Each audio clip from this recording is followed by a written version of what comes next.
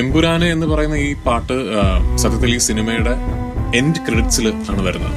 അപ്പൊ end credits എന്ന് പറയുമ്പോൾ ഇത് വെറുതെ പേരുകൾ, കാസ്റ്റിന്റെയും ക്രൂവിന്റെയും പേരുകൾ മാത്രം സ്ക്രീനിൽ പ്രത്യക്ഷപ്പെടുന്ന ഒരു എൻഡ് ക്രെഡിറ്റ്സ് അല്ല.